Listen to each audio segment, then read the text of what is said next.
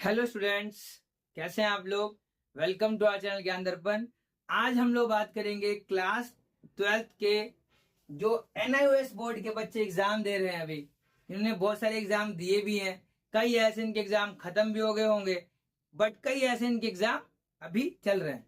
अब आप ये देखो कि आपने बहुत सारे सब्जेक्ट्स का एग्जाम दिया, कुछ पेपर आपके अच्छे गए, कुछ बहुत अच्छे गए।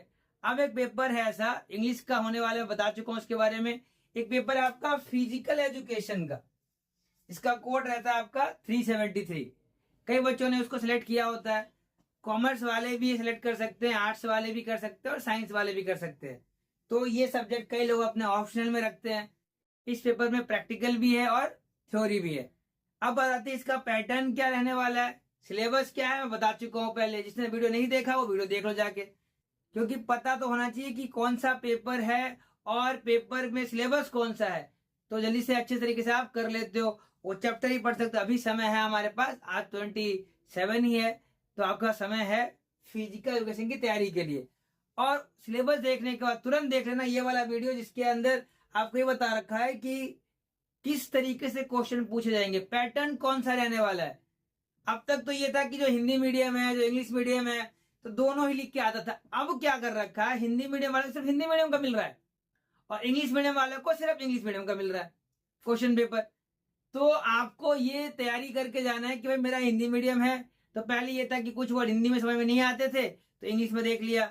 कई ऐसे हैं जिनको इंग्लिश का है, हिंदी समझ में नहीं आ रहा, तो वो इंग्लिश का बच्चा जो है हिंदी मीडियम वाला पेपर देख सकता था।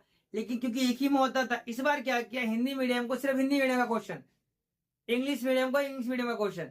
तो थोड़ा ज्यादा ही पढ़ के जाना, अपने मीडियम को आता तो है ही, आपको पढ़ के जाओगे तो फायदा रहेगा। और फिर भी किसी को कोई डाउट हो तो आप मेरे इंस्टाग्राम के DM में लिख सकते हो कि जी मुझे ये सब्जेक्ट में दिक्कत है, इस चैप्टर में दिक्कत है। आपको उसका जरूर मैं नोट्स भेज दूंगा, आप कर लोगे और एग्जाम में आपके फिर अच्छे मार्क्स आ जाएंगे। यही मैं चाहता हूँ कि आपके अच्छे मार्क्स, आप सबके अच्छे मार्क्स है।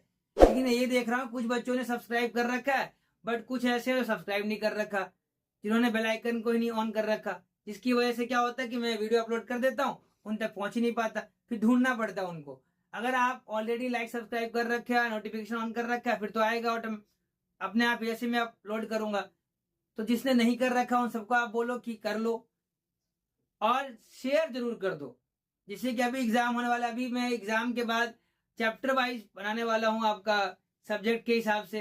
तो इसमें आपका ही फायदा है या उन बच्चों का फायदा है जो अब NIOS में आना चाहते हैं। जितना हो सके उतना शेयर करो। और अभी फिलहाल देखो आपका फिजिकल एजुकेशन का क्वेश्चन पेपर। हेलो स्टूडेंट्स, तो आपको ऐसे पता है कि फिजिकल एजुकेशन का पेपर जो है कैसे आता है, तो कईयों को नहीं पता है कि क्या पैटर्न है इसका। तो मैं बता रहा हूँ, ध्यान से आप क्वेश्चन पेपर देख लीजिए एक बार। सबसे पहले तो इंस्ट्रक्शन देखना है आपको, जो दे रखा होगा पेपर आपका हिंदी में आएगा या फिर इंग्लिश में आएगा, दोनों इकट्ठे अब नहीं आ रहे हैं, इसमें दे रखा है। तो ऐसे सेम आपको वहाँ पे लिखा होगा। 3 घंटे का पेपर है आपका, 70 मार्क्स का है। ध्यान से समय का यूटिलाइज करना। टोटल क्वेश्चन जो है आपके इसमें 38 रहने वाले हैं। सेट पहले अलग अलग आता था, लेकिन अब जब से अलग किया है तब से इन्होंने सेम सेट रख देते हैं। तो ध्यान से लिखना है आपको। पहला स्टार्टिंग में आपके क्वेश्चन पेपर में सेक्शन ए जो है MCQ रहने वाला है। जितने MCQ आपने पढ़े हैं चैप्टर वाइज वो जरूर देख लो और अपने मीडियम में ही पढ़ना, जिससे कि आपको वहाँ लिखने में दिक्कत ना हो। ठीक है, जहाँ MCQ वाले क्वेश्चन का जो भी आंसर सही लगे वो आपको टिक करके लिखना है। मैं इसलिए बता रहा हूँ क्योंकि आप लोगों ने पढ़ाई कर रखी है, जिन्होंने नहीं किया है उनको भी यहाँ सब बोर्ड मिल जाएगा, कर लेंगे।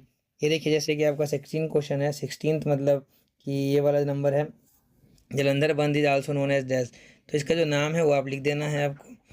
फिर आगे चलते हैं तो आपका क्वेश्चन नंबर 22 जो है ट्रू फॉल्स वाला क्वेश्चन है। तो ये थोड़ा ध्यान से, ट्रू में ट्रू लिखेंगे, फॉल्स में फॉल्स लिखेंगे। ऐसा नहीं कि T और F लिख दिया, वो कंसिडर कर लेते हैं, लेकिन कोशिश करो कि आप अच्छा लिखो जो बोला गया है। जो ये ऑप्शन मैचिंग वाला है 25th क्वेश्चन, इसमें आपको ऐसा ऐसा ऐसा ऐसा ऐसा कुछ नहीं करना। जो है जैसे ए है, ए का आंसर आपको 4th लग रहा है तो आप 4th लिखो। ठीक है, ऐसे क्रॉस क्रॉस नहीं करना। सेक्शन बी जो है आपका वो आपका लिखने वाला क्वेश्चन है, यानी कि सब्जेक्टिव 26 से लेकर आपको आगे क्वेश्चन जो है आपको ऐसे लिखने वाले मिलेंगे।